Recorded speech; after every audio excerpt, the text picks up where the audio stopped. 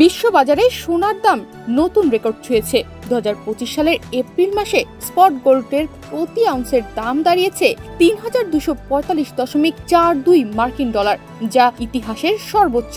অর্থনৈতিক বিশ্লেষকরা বলছেন সামনে আরো বড় ধাক্কা আসছে। সম্প্রতি বিশ্বের অন্যতম বড় বিনিয়োগ ব্যাংক গোল্ডম্যান স্যাক্স জানিয়েছে 2025 সালের শেষে প্রতি আউন্স সোনার দাম ৩,৭০০ মার্কিন ডলার ছুঁতে পারে, যা বাংলাদেশি টাকায় ৪,৪৯,০০০ টাকা প্রায়। এই সময় অনেকেই ভাবছেন হঠাৎ এভাবে স্বর্ণের দাম বৃদ্ধির মূল কারণ কি। গোল্ডম্যান স্যাক্সের বিশ্লেষকরা বলছে সোনার দামে ব্যাপক বৃদ্ধির পেছনে কাজ করছে কয়েকটি গুরুত্বপূর্ণ কারণ। আগে যেখানে প্রতি মাসে গড় ৭০ টন সোনা কিনছিল বিভিন্ন দেশের কেন্দ্রীয় ব্যাংক, এখন সেই পরিমাণ বেড়ে দাঁড়িয়েছে ৮০ টনে। এখন যে কোনো ব্র্যান্ডের পুরাতন এসি বদলে নতুন ওয়ালটন এসিতে উপভোগ করুন 25% ছাড়। বিশেষ করে চীন, ভারত, রাশিয়ার মতো দেশগুলো ডলার নির্ভরতা কমাতে রিজার্ভে সোনার পরিমাণ বাড়াচ্ছে।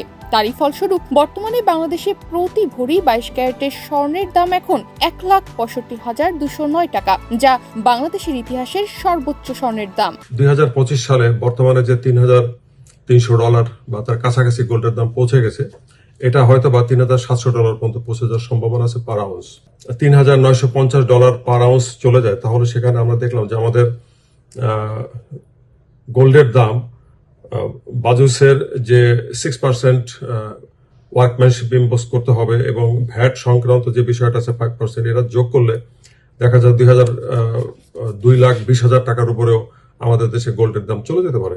বিশ্ব অর্থনীতিতে সম্ভাব্য মন্দার শঙ্কায় অনেক বিনিয়োগকারী নিরাপদ সম্পদ হিসেবে এখন সোনায় ঝুঁকছেন। এতে বেড়েছে এক্সচেঞ্জ ট্রেডেড ফান্ডে সোনা ভিত্তিক বিনিয়োগ। এর মধ্যে সম্প্রতি আমেরিকার প্রেসিডেন্ট ডোনাল্ড ট্রাম্প চীনা পণ্যের ওপর 245% পর্যন্ত শুল্ক আরোপ করেছেন। পাল্টা ব্যবস্থা নিয়েছে চীনও। ফলে বিশ্ববাজারে অনিশ্চয়তা বেড়ে যাওয়ায় বিনিয়োগকারীরা ঝুঁকছেন সোনার দিকে।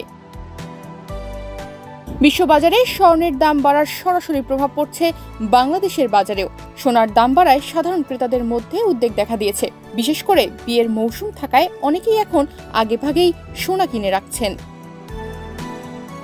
তনিমা রহমান, বাংলাদেশ প্রতিদিন।